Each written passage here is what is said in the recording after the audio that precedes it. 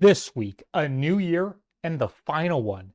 1861 saw the start of this horrid conflict, concluded with Confederate victories. 1862 saw the Union strike back in the West and ended with the Emancipation Proclamation. 1863 started with a confusing combination of successes and losses, but ended with the Union marching on. 1864 started with the last gasps of a dying rebellion, and ended with Lincoln's boot on Davis's neck. 65, time to stomp down.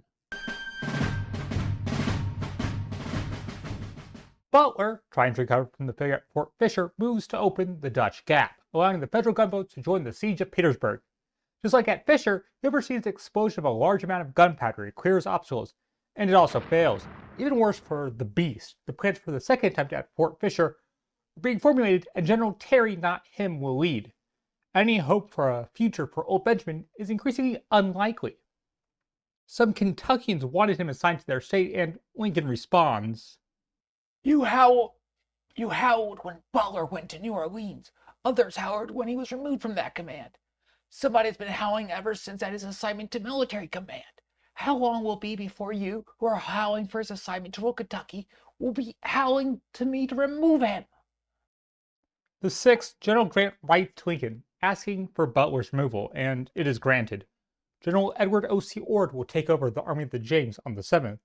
On the topic of Lincoln, his Secretary of War is acting as an envoy. Stanton is moving to Sherman at Savannah to ensure the march continues north. Since parting with you, it has occurred to me to say that while General Sherman's "get a good ready" is appreciated, it is not to be overlooked. Time, now that the enemy is wavering, is more important than ever before. Being on the downhill and somewhat confused, keeping him going. Please say so much to General Sherman. Yours truly, A. Lincoln. Not that Sherman needs any convincing. He's already moving troops around to ensure that an advance to Virginia over the corpses of the Carolinas will be a spectacle for all of history.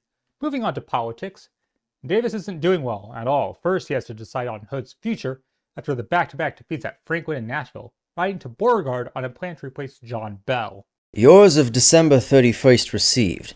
If you find it necessary to make the change suggested, you are authorized to employ General Taylor as proposed.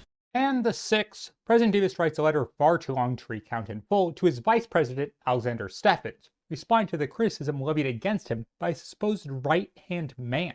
The accusation being Davis preferred Lincoln to McClellan, which is crazy, but effectively calls Davis a tyrant who preferred the war go on to keep his power than peace and face opposition, which sounds very similar to criticism of Lincoln. Davis is more than willing for peace, of course on his terms and his terms alone. The 5th, President Lincoln gives James W. Singleton a pass to cross the battle lines to seek a peace conference. Of course, this didn't happen. Ending the week with the best of this nation.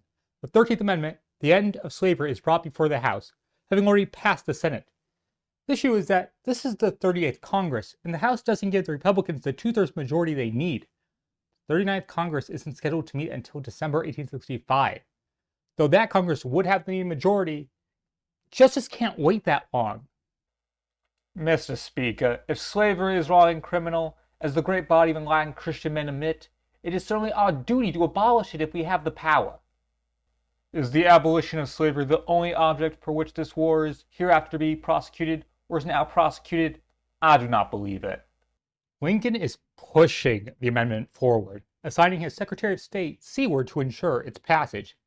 But that is for the future weeks to come. Signals time. The first, he checks into Willard Hotel. He is back in Washington. Then a misstep. He misinterprets a letter from the White House, and he has to write an apology note.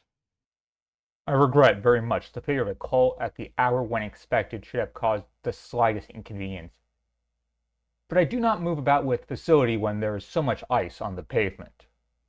That's where the week ends, and ends with a realization of the great truth. We have won.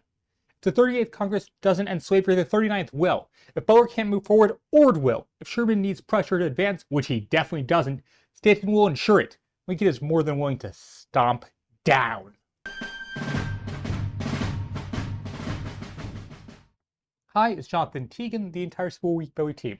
We'd just like to thank every single one of you as we do enter this final year. It has been an honor, and I will ensure the series will come to a satisfactory end if I have to beat Jeff Davis myself. I hope to see you next week.